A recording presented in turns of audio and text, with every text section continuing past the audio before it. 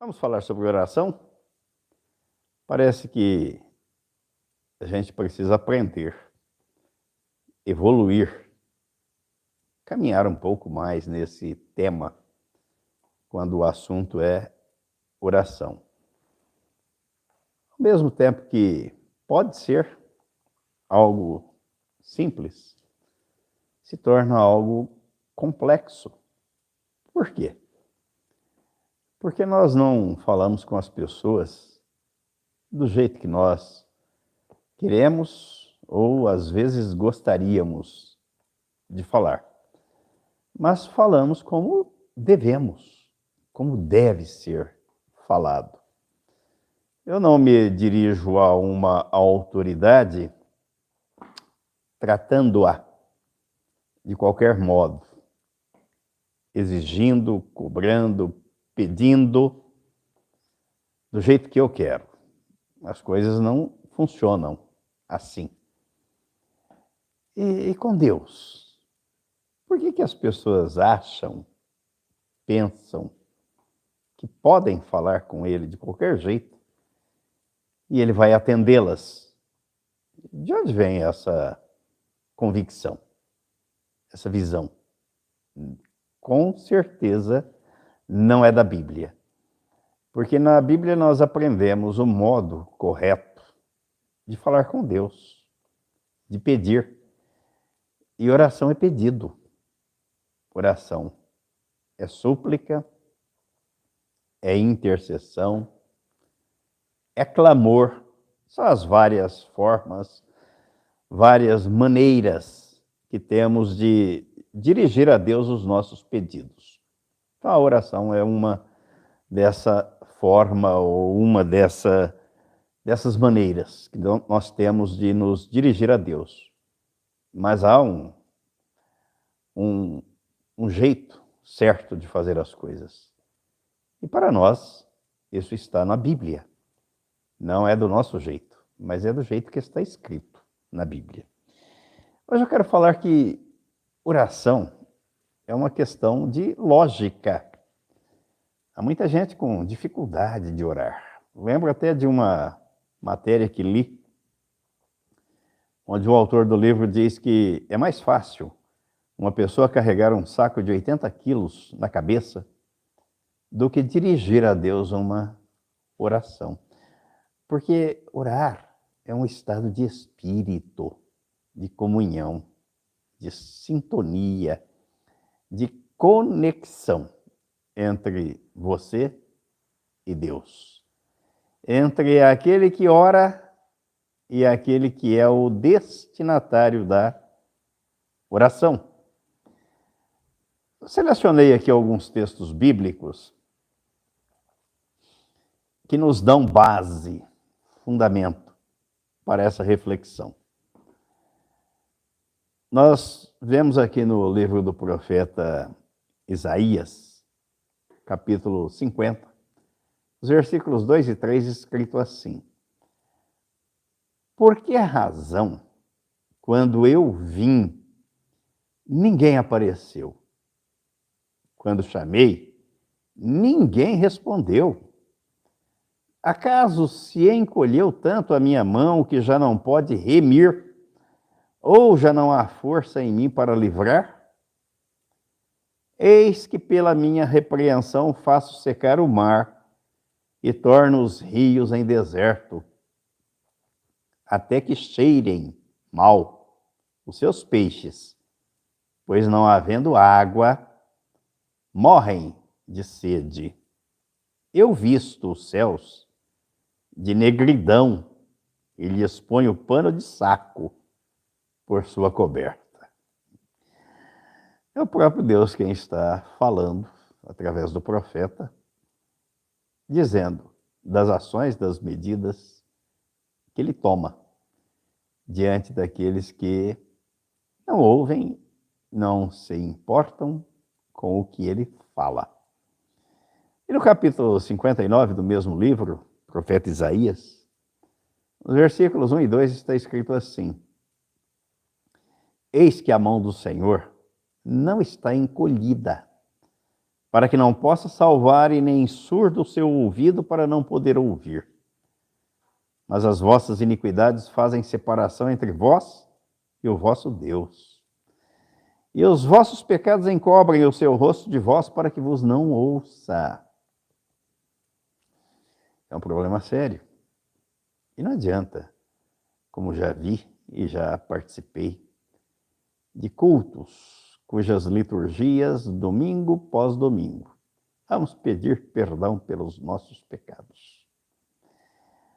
O texto bíblico está dizendo que Deus não pode ouvir a oração do pecador, daquele que está em pecado, que vive no pecado, que não se vê livre do pecado.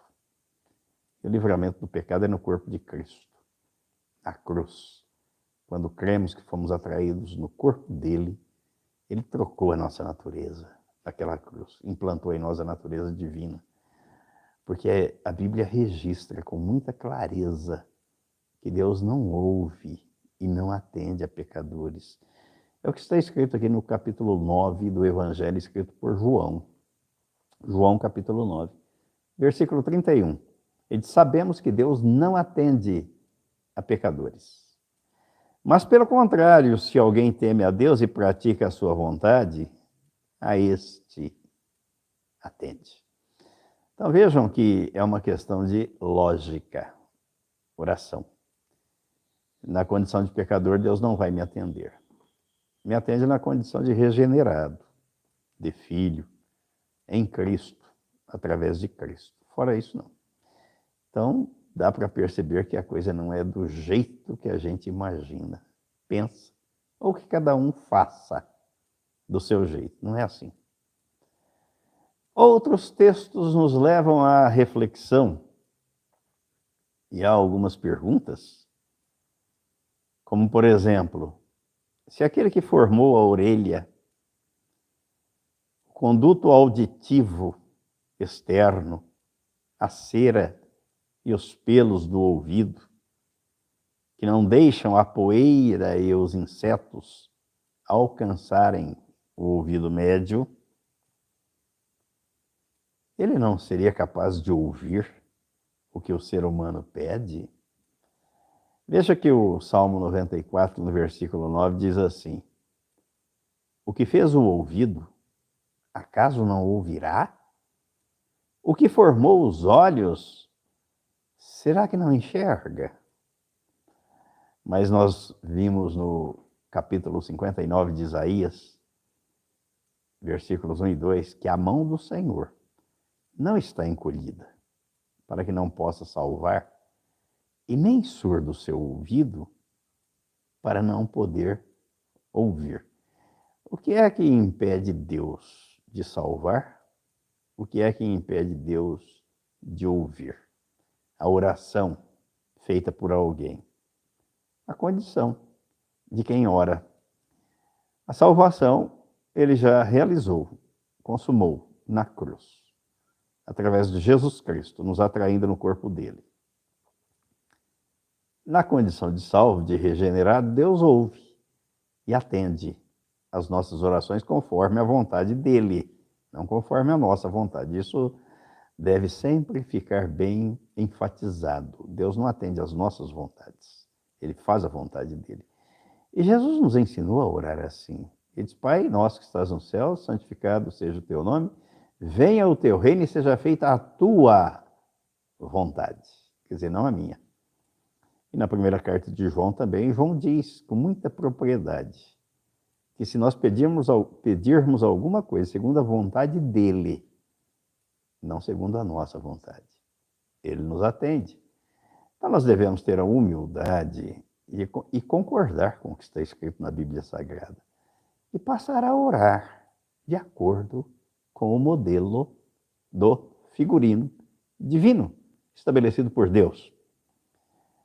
Então, João, no capítulo 9, versículo 31, está registrado: sabemos que Deus não atende a pecadores. Pelo contrário, se alguém teme a Deus e pratica a sua vontade, a este atende.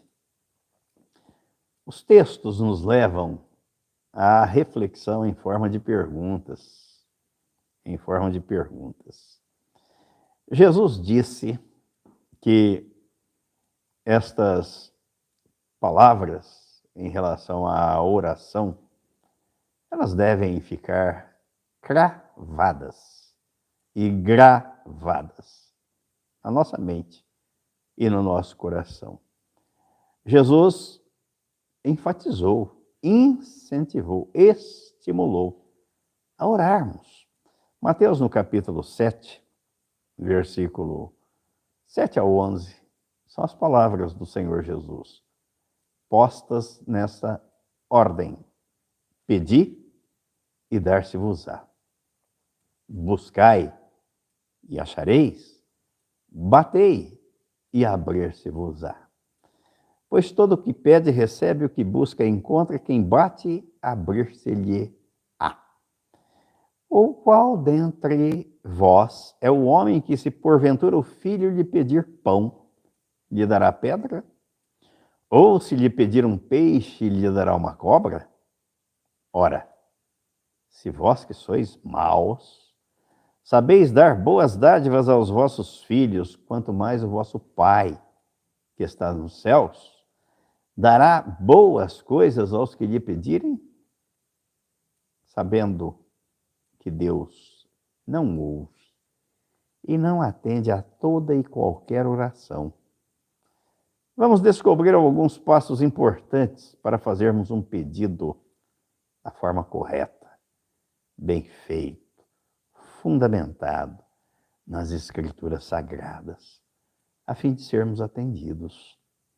O primeiro passo que nós descobrimos através da Bíblia Sagrada é que devemos confessar que reconhecemos o Senhor, que reconhecemos quem Ele é. E aí nós aprendemos com Abraão. Abraão, no capítulo 14 do livro de Gênesis, versículo 22, disse assim: mas Abraão lhe respondeu: levanto a mão ao Senhor, o Deus Altíssimo, que possui os céus e a terra. Uma oração simples, não? Mas profunda, reconhecendo a grandeza, confessando o poder de Deus. Quem é o Senhor?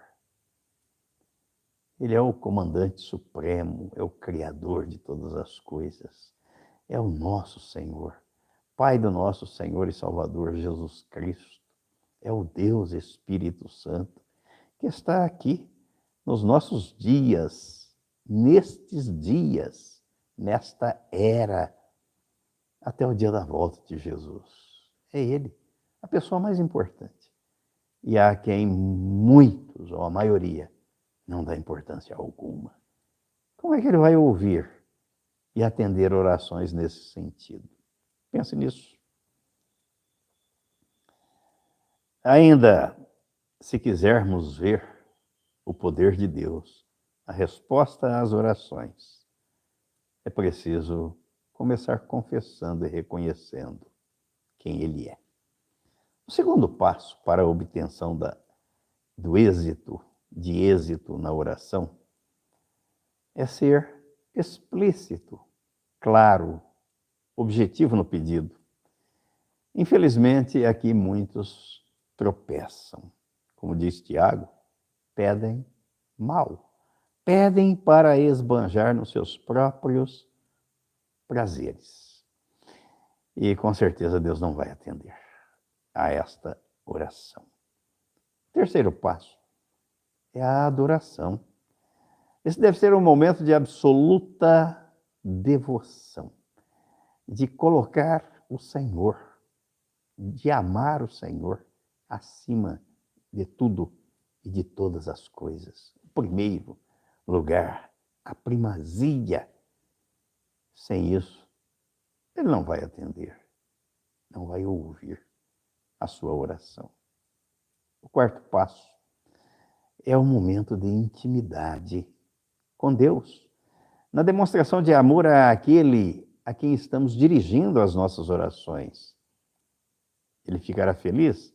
Ele tem sentimentos, ele tem sentimentos.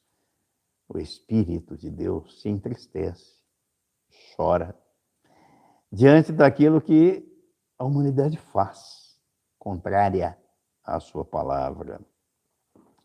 Então nós devemos ter este momento de demonstração de que amamos o Senhor. Não pelo que Ele faz, pelo que Ele dá, mas pelo que Ele é. Afinal de contas, Ele já nos deu a vida. Nos deu a vida. O quinto passo é a intercessão. Jesus disse que o Espírito Santo nos revelaria coisas, e é o que acontece quando oramos, confessando, reconhecendo, adorando e demonstrando amor ao Pai Celestial. O Espírito Santo, nessa condição, centraliza os nossos pedidos e intercede por nós junto ao trono da graça de Deus. Temos um intercessor, um assistente diante do Pai quando oramos. O sexto passo na oração é a gratidão. Gratidão. Assim como o apóstolo Paulo escreveu à igreja em Corinto, na primeira carta, capítulo 15, no versículo 57 e 58, ele diz assim: graças a Deus que nos dá a vitória por intermédio de nosso Senhor Jesus Cristo. Portanto, meus amados irmãos, sede firmes e inabaláveis e sempre abundantes na obra do Senhor, sabendo que no Senhor o vosso trabalho não é vão. Gratidão e humildade. Aqui está a chave da felicidade. Quer ser feliz? Seja grato. Agradeça a Deus por tudo. Seja humilde. Reconheça o Senhor em todos os seus caminhos. Está a chave, a base da felicidade. Sem isso, ninguém será feliz. Será alguém que estará sempre reclamando, murmurando, cobrando, exigindo, pensando que Deus lhe deve alguma coisa, ou é obrigado a fazer alguma coisa e atender aos seus desejos, aos seus caprichos e às suas vontades. Mas não é assim que Deus age e não é assim que está escrito na Bíblia Sagrada. No capítulo 5, do Evangelho escrito por Mateus, no capítulo 5, versículo 3, o chamado Sermão da Montanha ou das Bem-aventuranças, Jesus disse assim: bem-aventurados os humildes de espírito, porque deles é o reino dos céus. Sem humildade, sem gratidão, ninguém é feliz e Deus não se agrada de quem não reúne esses dois requisitos básicos e fundamentais para uma vida de comunhão, de adoração, de devoção, de louvor, de honra e de glória a Deus. E, finalmente, há mais um passo, o sétimo passo, para que a sua oração tenha êxito e seja bem sucedido no seu pedido. De certo modo, o louvor faz parte deste ritual, o sétimo passo. É uma forma de demonstrar gratidão e não deixa de ser uma oração, já que quando estamos louvando, estamos entoando cânticos ao Senhor, cuja letra deve expressar mais gratidão, mais adoração, mais reconhecimento, mais louvor, mais alegria, mais satisfação com aquele que nos libertou do império das trevas e nos transportou para o seu reino. Por isso há uma certa lógica quando o assunto é oração. Ela é destinada ao Criador, ao Salvador, ao Consolador que nos assiste, ao Senhor soberano e absoluto sobre tudo e sobre todos. Ela é destinada a quem conhece a nossa estrutura, sabe que somos pó, que viemos do barro, somos fracos, mas o poder a força está naquele que nos fez, que nos criou de novo e nos gerou em Cristo Jesus. Na oração, ele quer a comunhão com o orador, a adoração, o louvor e a honra, porque o resto ele sabe do que nós precisamos, do que nós necessitamos. Levemos a sério este assunto. Na primeira carta aos Coríntios, no capítulo 1, no versículo 9, está escrito assim: fiel é Deus, pelo qual fostes chamados à comunhão do seu Filho, Jesus Cristo, nosso Senhor. Então, o que o Senhor espera, o que Ele quer, requer de cada um de nós, daqueles que dirigem sua oração, suas orações a Ele. Comunhão. Porque a palavra dele garante que Ele supre, atende a todas as nossas necessidades.